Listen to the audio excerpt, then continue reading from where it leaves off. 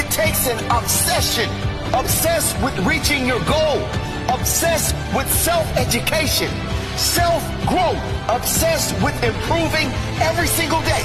Obsessed with becoming the greatest version of yourself.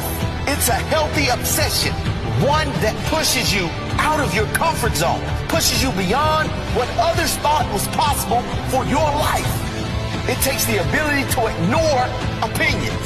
Everyone has an opinion. Those who lack skill seem to have a louder one than those with talent.